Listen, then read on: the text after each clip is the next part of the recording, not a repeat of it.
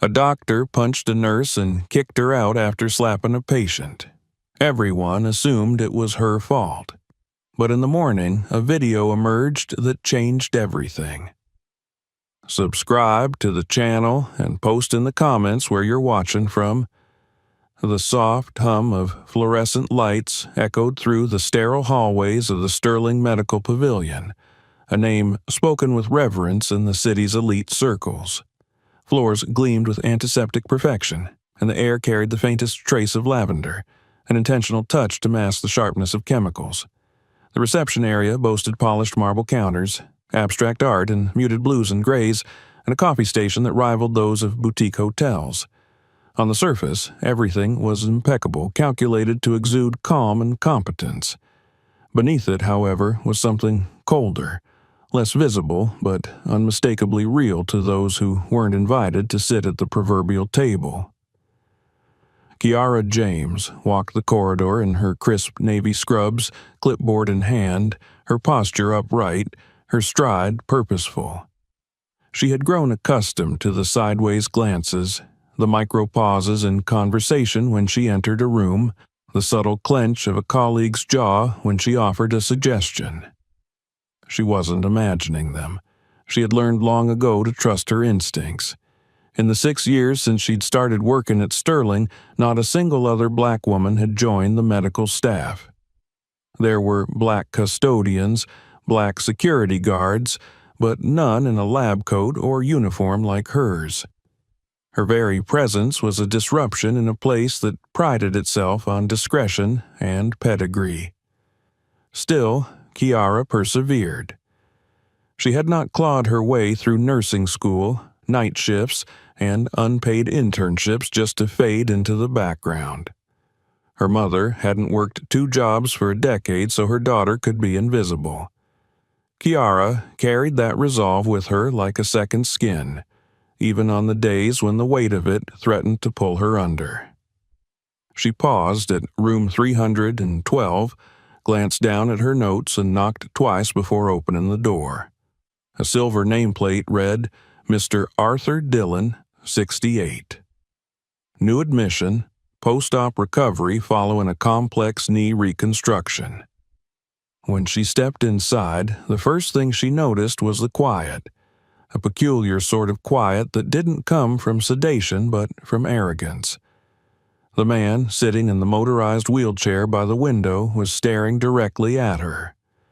He was tall, or had been once, with a broad chest now soft under a designer sweater vest. His white hair was meticulously combed, his shoes polished to a military shine, despite being confined to the chair.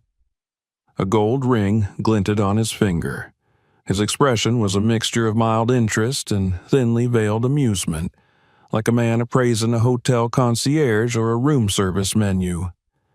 "You're not what I expected," he said, his voice gravelly but strong. Kiara gave him a professional smile. "Good afternoon, Mr. Dillon. I'm Kiara James, your assigned nurse. I'll be checking your vitals and assisting you during your stay." He made a show of scanning her from head to toe. "Kiara," he repeated slowly, as if tasting the syllables. "Lovely name. Exotic." She had heard that word more times than she could count. Exotic. Not beautiful, not strong, always something other. She didn't respond to the comment, instead approaching him with her tablet and beginning her routine. Blood pressure, pulse, oxygen saturation. He offered no resistance physically, but the air thickened with his gaze, which lingered longer than necessary on her neckline, her hands, her hips. "You've got a gentle touch," he remarked when she fastened the blood pressure cuff. "I've had practice," she replied evenly. He chuckled, but there was no warmth in the sound. "I bet you have." That first encounter might have ended there, just another uneasy moment in a career littered with them, but Kiara felt it. A spark of something darker behind his flippant tone, something calculating. The following day she found him in the hallway near the nurse's station, asking a junior nurse where Kiara had gone. He said it casually, pretending to squint at the signage as though he'd forgotten his room number. But when Kiara returned from another call, she caught him watching her from behind the potted ficus near the water fountain. Not overtly, just enough for her to notice and question whether it was deliberate. She told herself not to make a scene. Not yet. By the end of the week, the pattern was unmistakable. He requested her specifically for bedpan changes, sponge baths, and dressing reapplication, even when male nurses or physical therapists were on duty. He made offhand comments about her figure, cloaking them in mock compliments. "You must turn a lot of heads," he'd said once when she leaned over to adjust his footrest. "Do they let pretty girls like you do the real medical work, or just the show stuff?" Kiara froze, her jaw tightening. "Sir, please keep your hands at your sides," she said coolly, noticing how his fingers inched toward her wrist. "Just being friendly," he replied, smile wide. Later that afternoon, she logged the interaction in her private journal app on her phone, marking the time and a brief summary. She had started the practice years ago after a particularly vile incident during an internship when a surgeon's words had bordered on a proposition. The entry had read simply, "Dr. Mason," or two, said, "Bet you're used to holding big tools." She hadn't reported it then. She'd only been a student, but she wasn't a student anymore. By the second week, the tension had grown unbearable. Every shift, she walked into the clinic bracing for some new display of Dylan's boundary pushing. She no longer lingered after hours or joined group lunches. Even some of the other nurses noticed her withdrawal, though they attributed it to stress or lack of sleep.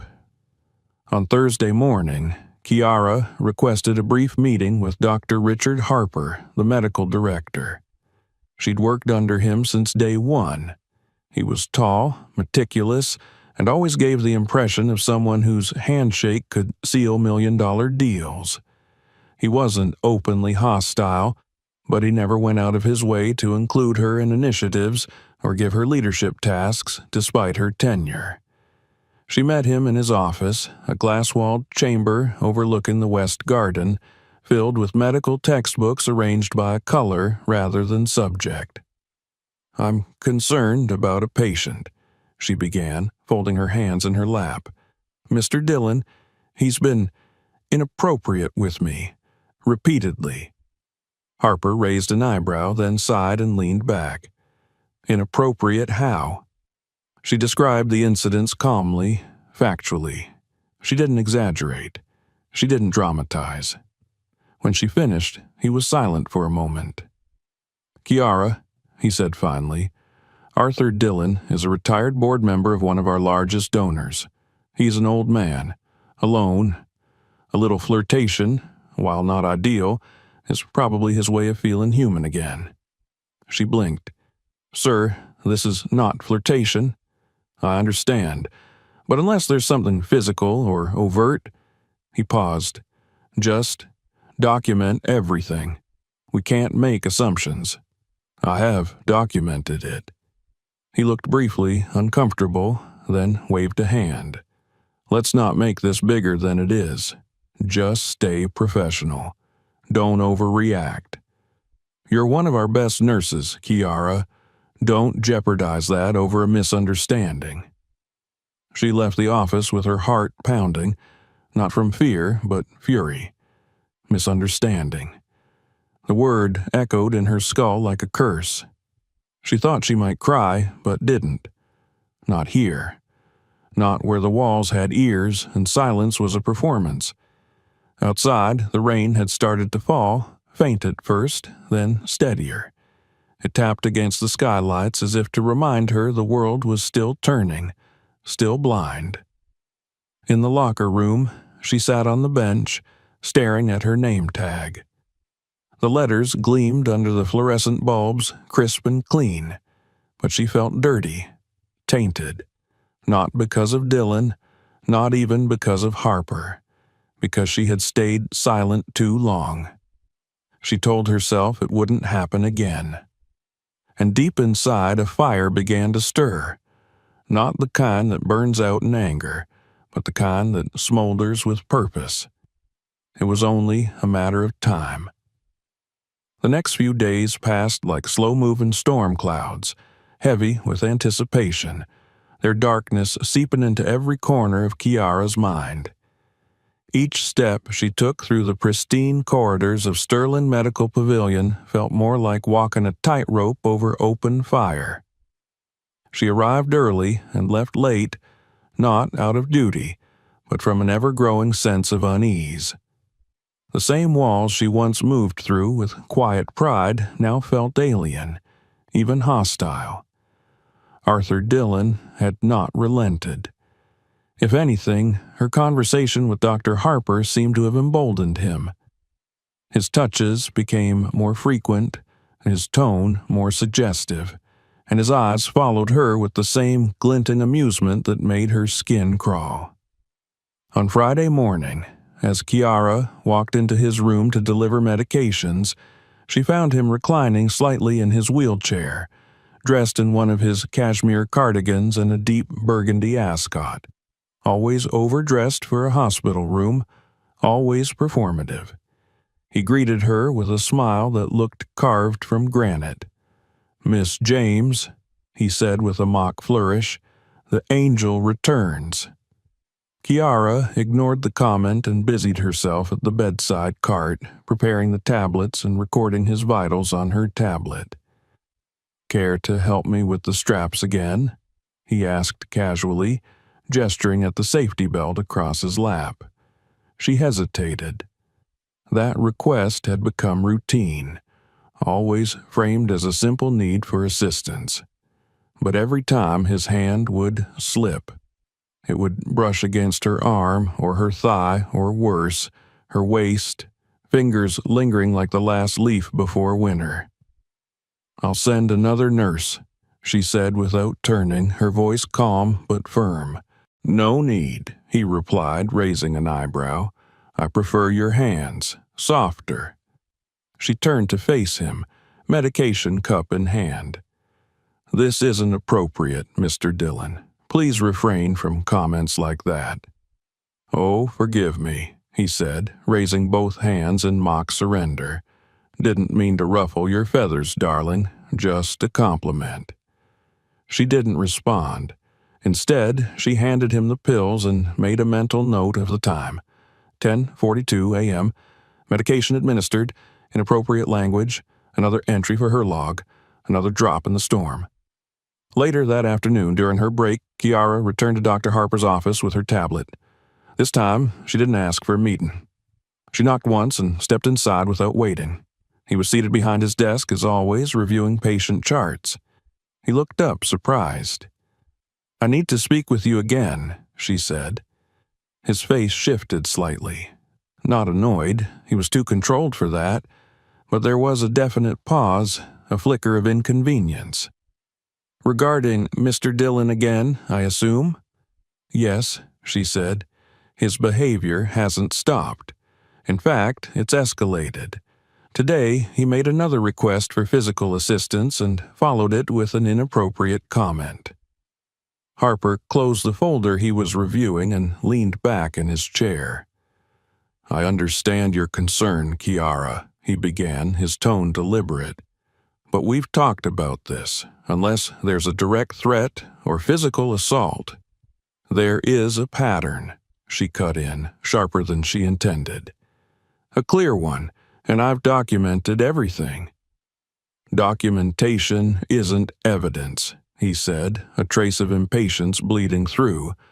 "Look, I know this is frustrating, but Dillon has a long history with this clinic. He's contributed more than most to its current reputation. He's been through several procedures, and we've never had complaints. He's a lonely man. If he said something that felt off color, I'm sure he meant no harm." "No harm?"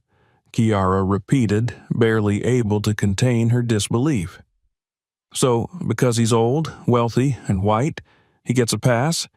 He can do and say whatever he wants to me?"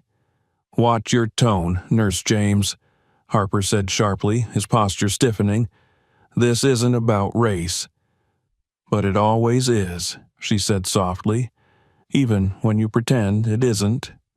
He didn't answer. The silence that followed was like lead in her chest. She left without another word.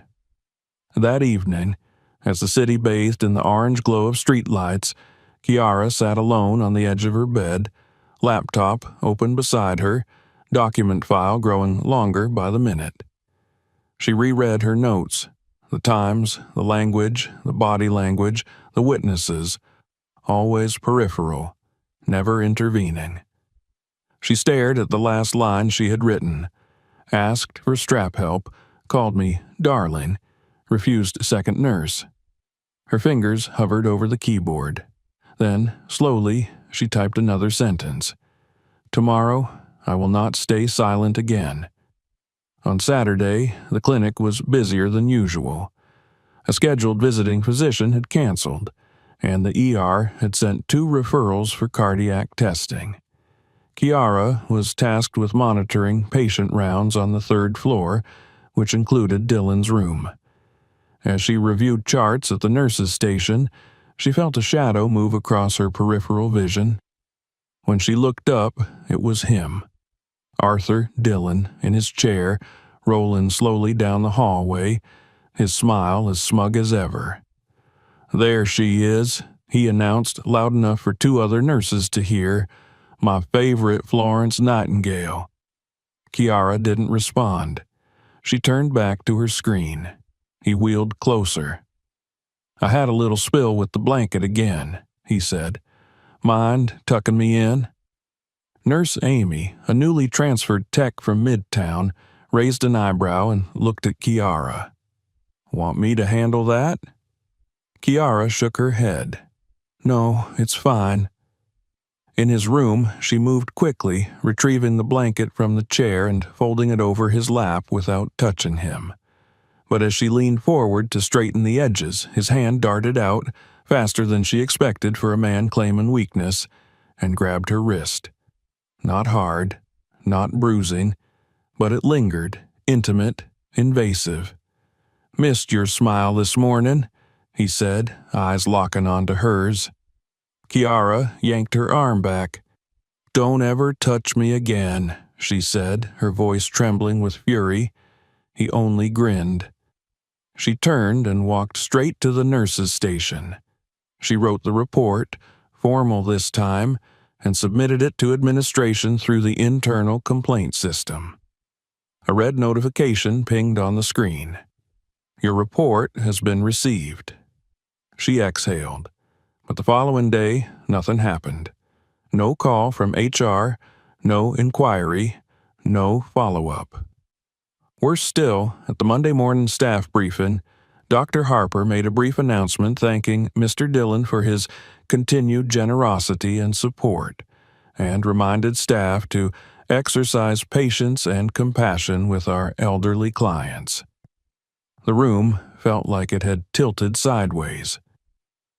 Kiara stood in the back, surrounded by nodding heads and polite applause, her insides churning. That night, she cried in the shower, hot water rushing over her as if it could wash away the contamination of being unseen, unheard. Her body, which she had always trusted to carry her through every hard shift, every endless night, felt foreign. Her own skin had become a battlefield. The next day, she told herself, if he touched her again, just once, she wouldn't hesitate. No more warnings, no more polite restraint. The line had already been crossed. Now she would draw her own.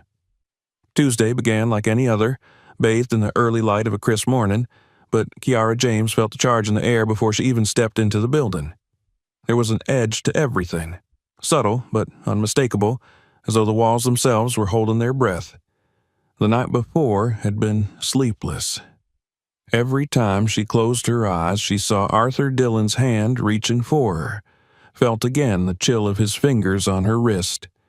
She had reported him through the official channel, written the most detailed complaint of her career, and yet nothing had changed. Not one word from administration. No investigation. No support. She arrived at Sterling Medical Pavilion just before 7, her uniform pressed, her badge clipped at an exact angle. The front desk staff greeted her with nods, polite, distant. She was invisible again. A nurse in the corner, one of the newer hires, offered a tight smile before quickly averting her eyes. Word had begun to circulate, though no one dared speak it aloud. Everyone knew something, but no one wanted to know too much.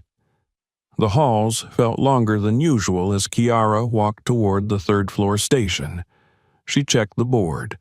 Dylan was still in room 312, still under her care. Harper had made no reassignment, despite her repeated concerns. Her stomach churned, but she steadied herself. It would be routine.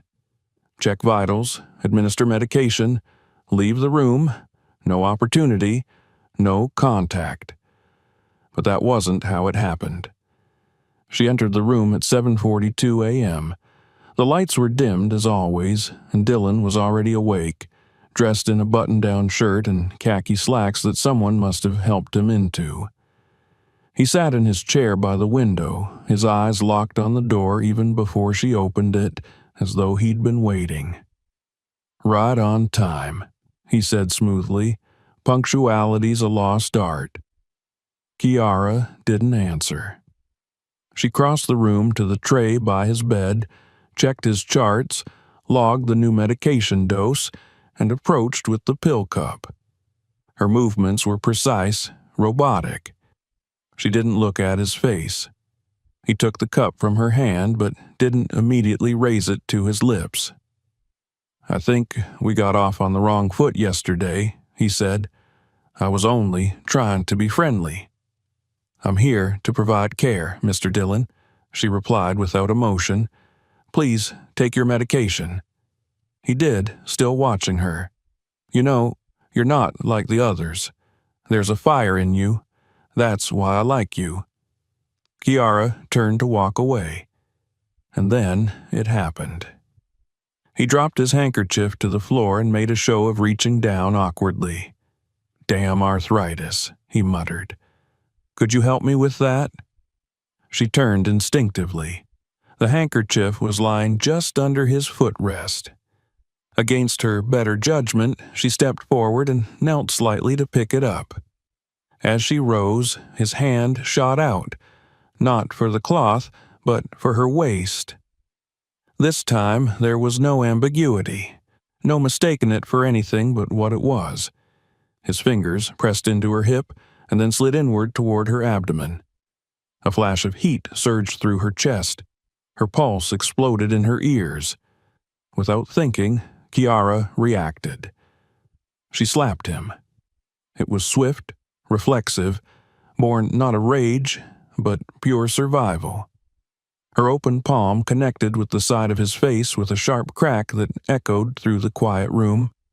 He gasped and reeled back, more from shock than pain. The moment froze, the sunlight through the blinds, the pill cup tipping from his lap, the widening of his eyes as he reached up to touch his reddening cheek. And then came the noise. A low moan, a dramatic groan, the beginnings of a theatrical collapse into his chair. Dylan's performance was instantaneous. "She hit me," he called out, louder now as if announcing a crime. "I was just asking for help and she struck me. Someone, get someone." Within seconds, footsteps thundered down the hallway. 2 nurses and a tech appeared in the doorway, and behind them, like a signal sent by fate, came Dr. Harper, flanked by a clipboard and the scowl he reserved for emergencies. "What's going on here?" he barked. Dylan was already halfway into his act, holding his face, shaking his head in mock disbelief. "She hit me. I reached for a handkerchief and she just struck me." Harper turned to Kiara. "Is this true?" Kiara's chest was heaving, her fist clenched. "He grabbed me. Again, I was defending myself. Harper's eyes narrowed. In front of a patient? In front of a predator, she said. Gasps rippled from the staff behind him. That's enough, Harper snapped. Step out, now. Are you serious? Kiara's voice rose, the edge of panic beginning to creep in. You've known about this for weeks. I filed a report. Out. He stepped forward and shoved the air between them with his hand, a gesture as cold as it was final. His eyes were steel. In that moment, there was no doubt. He had made his choice. Kiara took a step back. Her body was trembling, not from fear, but from disbelief. She looked around the room. No one moved. No one spoke. She turned and walked out. Minutes later, as she sat in the break room trying to calm her racing heart, 2 security guards appeared. Miss James, one said awkwardly, we need to escort you off the premises. For what? She asked, even though she knew the answer. No details, the other mumbled. Administrative orders. As they led her through the hallway, past the nurse's station, past the waiting patients, past her colleagues, some of whom looked away, some of whom whispered, Kiara felt a strange numbness settle over her. Not shame, not guilt, something heavier, something colder. They didn't just escort her out. They walked her through the lobby, past the reception desk, out through the double doors with the Sterling logo etched into glass. The doors closed behind her like the lid of a coffin. Outside, the morning sun had risen high. It was warm, almost beautiful. She stood there for a long time, watching as people passed her by, unknowing, uncaring. She took out her phone. There were already messages, colleagues, co-workers, some sympathetic, most vague. Heard what happened. Hope you're okay.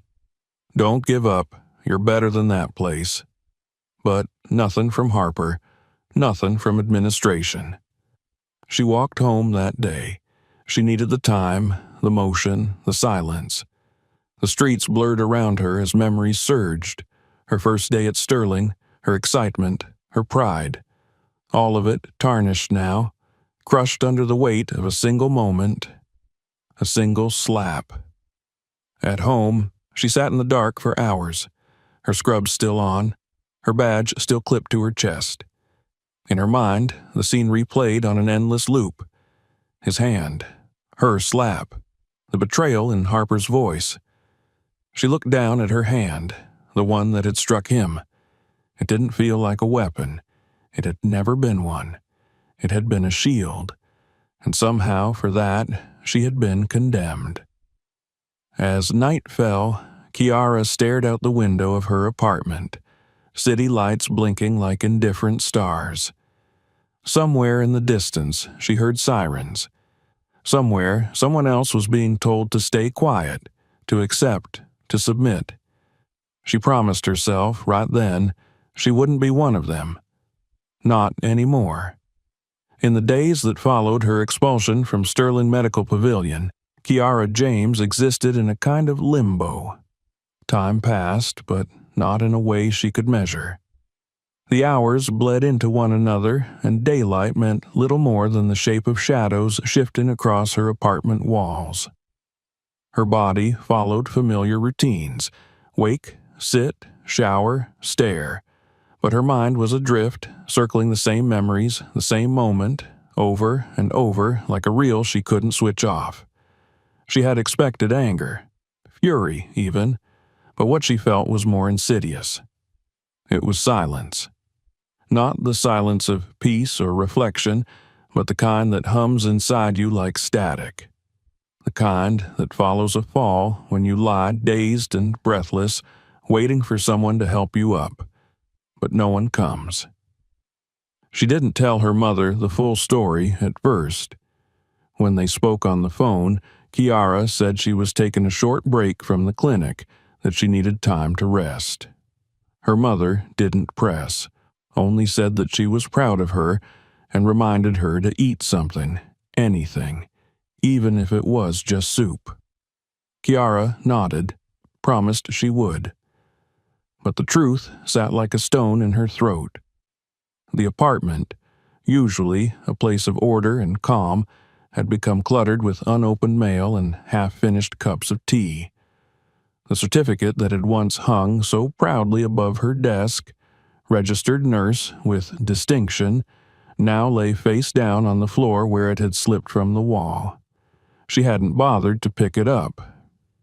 Her phone buzzed periodically with messages from former colleagues. Most were hesitant, carefully worded, as though the writers were afraid to say too much. "Hey, thinking of you. Hope you're okay. Let me know if you need anything. I don't know what happened exactly, but I believe you." Some messages were from people she barely knew, others from those she had laughed with in break rooms, shared late shifts with, covered for when their kids were sick, and yet not one of them had spoken up when she was dragged out of the clinic like a criminal. They had watched in silence, just like they had watched Arthur Dillon's hands wander, and watched Dr. Harper's fury land on her like a gavel. No one had said a word. On the third day, she received a formal letter from Sterling's legal department. It was cold and precise, written in a language designed to strip emotion from brutality. It stated that her employment had been terminated effective immediately due to misconduct, that an internal review had concluded her actions were incompatible with the values of the institution, and that any further contact would be handled through legal channels. She read it once, then again. Her hands trembled as she folded the paper back into the envelope and dropped it into the trash. The blow didn't land all at once. It came in waves. First the shame, then the disbelief, and then the realization. She had been erased, just like that. 6 years of dedication, of tireless shifts, of caring for patients no one else wanted to deal with. Gone. For what? For defending herself. She wanted to scream, but the anger wouldn't come. Not yet. Only the silence. Each night, sleep eluded her. When she did manage to doze off, she woke, gasping, as if drowning. Her dreams were filled with corridors that led nowhere, doors that slammed shut, voices that whispered from behind glass. She would see Harper's face, stern and unreadable, hear his voice booming the word out like a gunshot. She would see Dillon's grin, the way his hand had curled around her body like a brand. She deleted her social media accounts after she began seeing headlines. Small at first, but spreading. Local blogs, then health news forums. Nurse assaults elderly patient in respected city clinic. Sterling staff member dismissed after incident with donor. No one mentioned the word harassment. No one mentioned racial bias or gendered power dynamics. Just nurse and assault. Just her face, captured from the staff directory, cropped and flattened like she was a suspect in a crime. She had no voice in the story they were telling. By the end of the week, Kiara had stopped opening her blinds. She sat in the dark, replaying every choice she had made, wondering if she could have done anything differently. Should she have walked away? Should she have gone to the press earlier? Should she have kept quiet? But every time those thoughts crept in, something deeper rose to meet them. A knowledge, not just of what she had endured, but of what had been taken from her. Her dignity, her livelihood, her safety, and worse, her belief that the system would protect her if she did the right thing. That illusion had shattered. She called one of the nurses who had messaged her, a woman named Carla, who had always seemed fair, if not exactly close. "I don't know what to say," Carla confessed. "Everyone's scared. Harper, he made it clear there'd be consequences if anyone questioned the decision." "So you all just accepted it?" Kiara asked, her voice steady. "It's not that simple." "It never is," Kiara replied, "until it is." The call ended in awkward silence. On Sunday evening, Kiara's mother arrived unannounced. She had taken the overnight bus and stood at the door with 2 bags and a look of quiet determination. When Kiara opened the door, her mother stepped inside without a word and wrapped her arms around her daughter. For the first time since that morning in Dylan's room, Kiara let herself cry. They didn't speak much that night. Her mother made soup, cleaned the kitchen, swept the floors. She didn't ask for details, didn't press. She just stayed. And in her presence, Kiara felt something shift. Not hope, not yet, but the first stirrings of it.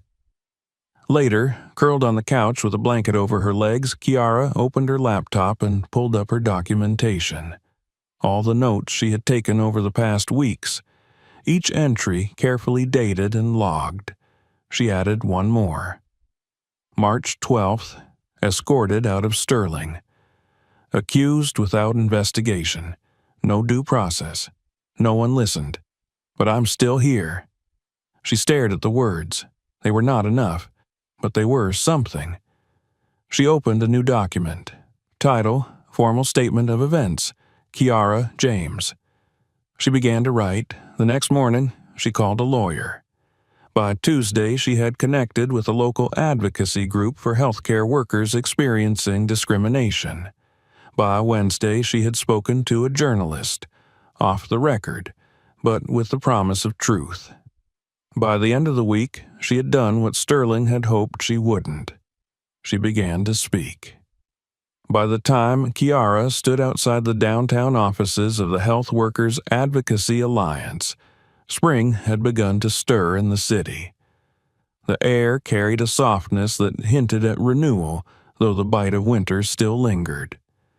The building was modest, wedged between a florist and a family-run cafe, but it radiated something rare and necessary: intent. Inside, the walls were plastered with posters declaring solidarity, safety, and rights, and the receptionist, an older black woman with silver-streaked braids and eyes that held years of witnessing, greeted her with warmth and a cup of peppermint tea. Kiara wasn't sure what she expected. Perhaps more forms, more cold bureaucracy, more polite nods and empty assurances. Instead, she was ushered into a room where 2 women waited for her. One, a lawyer named Julia Grant, sharp-eyed and calm, and the other, a community organizer named Leslie, whose quiet presence carried a gravity that didn't need volume to assert itself. They listened, not politely, not performatively. They listened like people who had heard too many stories like hers and still managed to care. Kiara recounted everything, from the first time Arthur Dillon leered at her to the moment Harper's voice cracked through the room like a judge's verdict. Her voice didn't shake. She was beyond shame now. When she finished, there was a long silence. Leslie nodded slowly, then asked, "Do you have documentation?"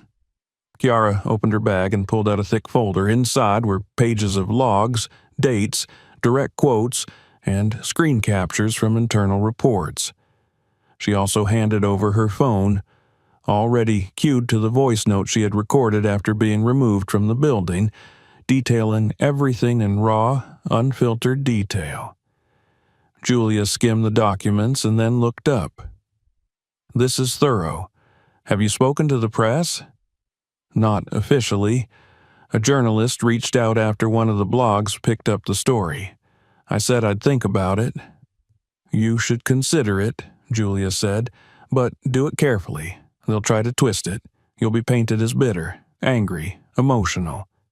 "I am angry," Kiara replied. "Good," Leslie said. "Use it, but channel it." Over the next several days, they worked together on building a case, not just a legal one, but a human one. Kiara gave her full statement to the Department of Labor's Workplace Harassment Division. She contacted the Equal Employment Opportunity Commission and filed formal charges, and she gave a recorded interview to a local independent media channel known for investigative reporting. Her name was kept anonymous at first. Her face blurred, but her voice rang clear. A week later, the video aired. It wasn't sensational. There were no dramatic music cues, no reenactments. Just Kiara's voice over B-roll of hospital corridors, staff walking, nurses laughing softly at the edges of their fatigue. Her words stood on their own. I was a nurse for 6 years. I believed in my clinic. I trusted my supervisors, and when I was harassed by a patient, I did what I was taught to do. I reported it. I followed the rules. I gave them a chance to protect me, and they failed. It took only 2 days for the video to gain traction. The internet has a way of tearing things open when truth touches something deep. People began to share it, first quietly within healthcare forums and nurses' networks, then more widely. Hashtags began to trend. Former employees of Sterling added cryptic comments under anonymous profiles, some confirming similar experiences, others expressing guilt for not speaking up. Then came the unexpected crack in the silence. A message arrived in Kiara's inbox from Tess Monroe, a former patient she vaguely remembered. Early 20s, light brown hair, used to bring a sketch pad with her to appointments. The message was short. I think I have something you need to see. They met the next morning at a cafe just outside the city. Tess arrived clutching her phone like it was a weapon. She looked nervous but determined. I was in the hallway the day it happened, she said. I was recording a video for my blog. I didn't mean to catch it. I was talking about the clinic's artwork or something, but I saw him grab you. I didn't realize what I had until I watched it again. She played the video. The clip was short but damning. It showed Kiara kneeling to retrieve the handkerchief. Dylan's hand reaching, unmistakably, deliberately, for her waist. The angle was partial, but clear enough. Her flinch, the slap, his reaction, delayed, dramatic. It wasn't even subtle. Kiara watched it 3 times. Her heart didn't race. Her breath didn't catch. She felt only clarity. "Can I use this?" she asked. Tess nodded. "Please. I should have said something sooner." Within hours, the footage was uploaded to the same independent channel. This time, Kiara agreed to show her face. The response was immediate and seismic. The narrative shifted overnight. Suddenly, the slap was no longer an assault. It was defense. The predator was no longer faceless. It was Arthur Dillon, now with his image circulating alongside headlines like "Sterling Clinic Under Fire for Ignoring Nurses' Harassment Complaints." Dr. Harper's face began to appear in articles. His history was dredged up. Several unexplored complaints about favoritism, racially biased performance reviews, and a reputation for protecting high-value donors. People demanded answers. Outside Sterling's gates, protests formed, small at first, then swelling. Nurses stood holding signs. "Believe nurses. Believe black women." Medical students marched with them. Former patients shared their support. Kiara stood at the edge of the crowd one afternoon, watching as the place she had once served with pride was now under siege. It didn't feel like vengeance. It felt like balance being restored. 3 days later, a formal investigation was announced by the state medical board. That same night, police arrived at Dillon's residence. The video evidence, combined with Kiara's testimony and previous reports of inappropriate conduct at other facilities, was enough to justify an arrest for sexual battery and misconduct against a healthcare worker. His mugshot appeared on the news before midnight. The man, who once smirked with impunity, now looked frightened, small. When Julia called to tell her, Kiara didn't cry. She didn't smile. She simply closed her eyes and exhaled. The next morning, she was invited to speak on national television. "We can do it remotely," the producer said. "You don't even have to show your face." But Kiara did. She sat before the camera, spine straight, voice steady. "I didn't speak up because I wanted attention," she said. "I spoke up because I was tired of being quiet. Tired of knowing that if I didn't, someone else would walk into that clinic and face the same thing. I wanted to be heard. And now I am." The silence had shattered, and the world was listening. The days that followed the broadcast of the hallway video unfolded like a slow-moving landslide, silent at first, then roaring. One by one, the walls that had held Kiara's truth at bay began to crumble under the weight of public scrutiny. It began with emails, then phone calls, then letters. They came from everywhere: journalists, former patients, hospital staff from all over the country. Some offered thanks. Some sought advice. Others confessed their own experiences. Women and men, nurses and assistants, interns and orderlies. Kiara's story had unlocked something far beyond her own battle. It had become a reckoning. At Sterling Medical Pavilion, the atmosphere shifted from austere control to barely concealed panic. Staff, who had once walked with the quiet confidence of institutional backing, now moved briskly, heads lowered, as if trying to disappear into the wallpaper. Patients canceled appointments. Donors withdrew contributions. 2 nurses resigned publicly, stating they could not continue under an administration that failed its own.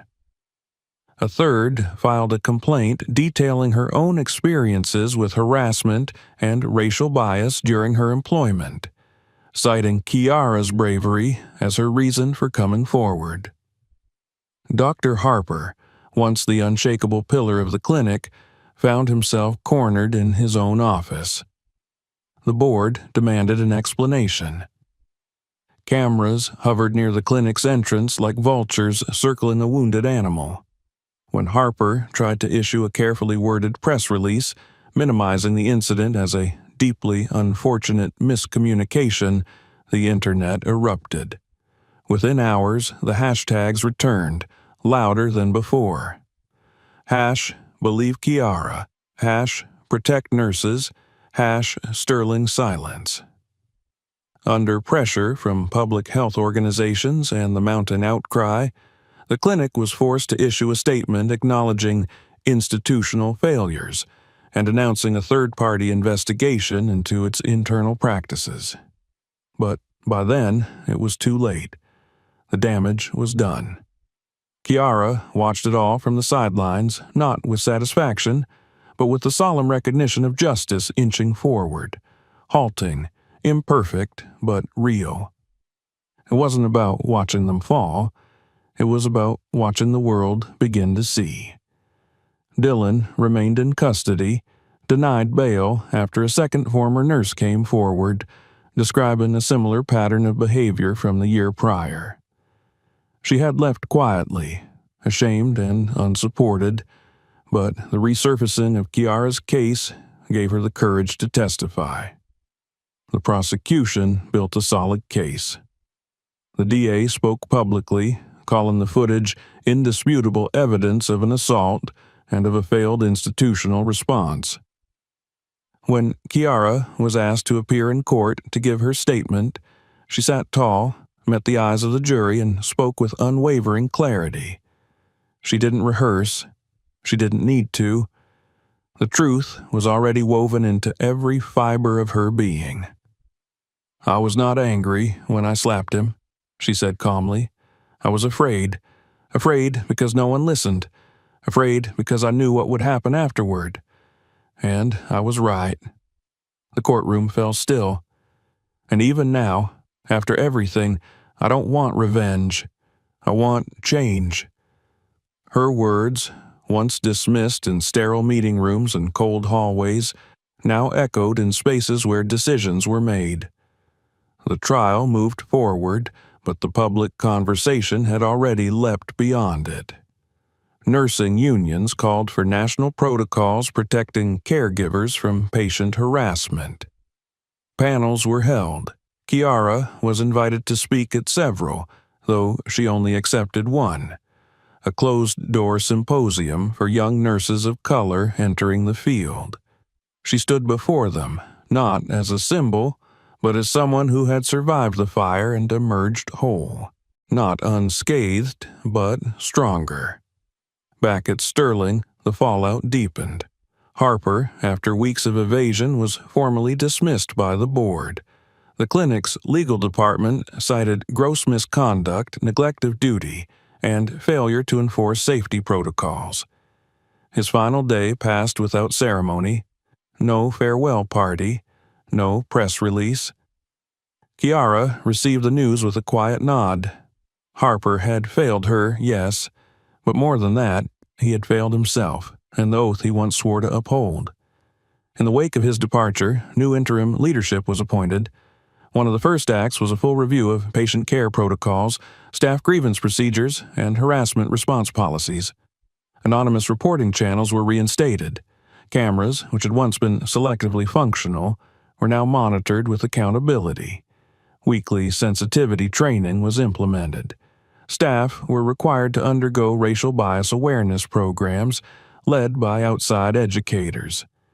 Kiara was invited to attend a feedback session hosted by the new administration. She didn't go. Instead, she met with a representative from the city's largest public hospital, a facility known less for prestige and more for compassion. They had followed her story. The medical director, a black woman named Dr. Elaine Carter, reached out personally. "I saw what you did," she said. "We could use someone like you here. Not just on the floor, on the policy side. You know what needs to change, and I want to give you the space to do it." The offer was more than generous. A position as a senior coordinator for staff rights and safety, with a hybrid role that allowed her to split time between patient care and institutional reform. For the first time in months, Kiara allowed herself to consider a future, a real one, not built on fear or silence or survival, but purpose. She accepted. On her first day at the new hospital, she wore a navy blue blazer and carried a new badge clipped to her lapel. It read, Kiara James, RN, Coordinator, Equity and Clinical Safety. She walked the halls not with apprehension, but with resolve. Nurses greeted her with open curiosity, some with familiarity. One whispered, "You're her, right?" "Thank you." She smiled, not to be polite, but because it felt earned. Later that afternoon, she stood in a staff orientation session speaking to a room full of young trainees. When someone crosses a line, speak. And when they don't listen, keep speaking. You may feel alone, but you're not. There are more of us than you think, and every time we say the truth out loud, the silence breaks a little more. When the session ended, applause filled the room, not thunderous but sincere. That night, in her apartment, Kiara sat with her mother and sister, a modest meal on the table, the windows open to let in the breeze. There was no talk of the trial, no news on in the background, just laughter, the clink of forks against plates, the soft music of belonging. She had not set out to change the system. She had only wanted to be heard, but in being heard, something larger had shifted, and though there were still battles ahead, she no longer walked alone. The morning light filtered gently through the hospital windows, bathing the corridor in a golden haze that softened the hum of machines and the occasional ringing of pagers. It was a new season, not just on the calendar, but in the air, in the way people moved through the world. There was a palpable difference now in how Kiara James carried herself down those halls. She was no longer just a nurse surviving on instinct and grit. She had become something else, an advocate, a voice, a presence that made silence impossible. Her days were split now, half in uniform, half in meetings. She would begin each morning reviewing staffing reports, reading through anonymous complaints from staff members, complaints that once would have been buried or dismissed. Now they had a place to land, a voice behind them. She met with teams to implement new safety protocols, advised leadership on how to handle emerging issues, and created frameworks for internal accountability. In the afternoons, she slipped into scrubs again, returned to the floor, and reminded herself why she had chosen this work to begin with. No title or desk could ever replace the quiet exchange of trust between nurse and patient, the simple dignity of care. She was respected now not as a symbol, but as a colleague. That respect had not come quickly or easily, but it had come, and it had brought with it something far more precious: credibility. Not the performative kind, not the kind handed out like a certificate, but the kind earned in fire and consequence. She had walked through ruin and rebuilt herself with her own hands. One afternoon, as she stepped out of an ethics committee meeting, she found a letter on her desk. It was a pale envelope, handwritten, not internal mail. The handwriting was shaky, unfamiliar. She opened it slowly, unfolding the paper with cautious fingers. "Miss James, you don't know me, but I know you.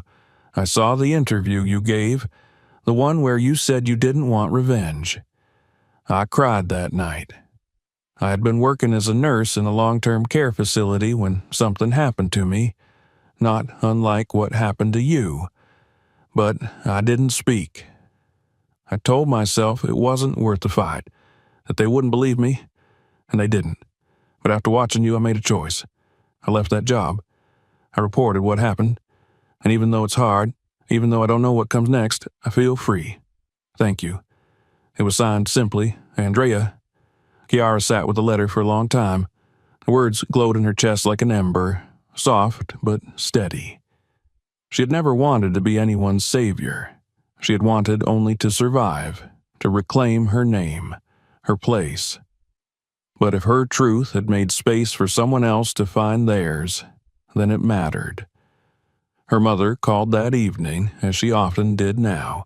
They spoke about nothing important: what was for dinner, a new show she was watching, how the neighbors had planted too many roses again. But beneath the surface was something sacred: peace. Her mother's voice no longer carried the anxious tightness it once had. There was pride there now, quiet but unshakable. Her sister visited that weekend, bringing a bottle of wine and a stack of job applications. They spread the papers across Kiara's kitchen table, laughing as they edited resumes and imagined futures. "Look at you," her sister said, pointing to the framed certificate on the wall, replaced now, proudly displayed. "You did it." Kiara smiled. Not alone. In the weeks that followed, invitations began to arrive. Conferences, symposiums, educational panels. Kiara declined most of them. She had no interest in becoming a public figure. She didn't want to be on stage, but one event caught her eye: a regional seminar for healthcare institutions focusing on frontline safety and racial equity. It was to be attended by hospital administrators, nursing school faculty, and state policymakers.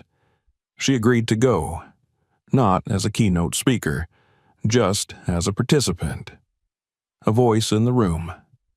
The day of the seminar, she dressed in simple charcoal slacks and a white blouse. She carried no speech, no prepared notes, just her experience and the clarity it had given her. When she stepped into the auditorium, the murmur of voices shifted. Some people recognized her, others only knew the story. She took her seat near the front, beside a middle-aged black nurse who leaned over and whispered, "We've been waiting for someone to say it for years."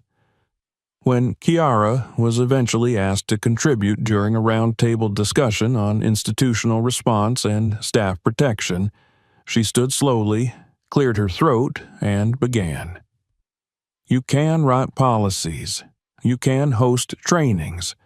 But if the people in charge don't believe the people who come forward, it's all performative. Institutions don't fail because they lack rules. They fail because they choose not to act. There was no applause, no fanfare. Just a deep, collective silence of people hearing something they could not unhear. After the session, an administrator from a rural hospital approached her, looking overwhelmed. "I don't know how to fix our culture," he admitted, "but I want to try." "Then start by listening," she said. That night, Kiara walked out of the seminar into a city blanketed in soft rain.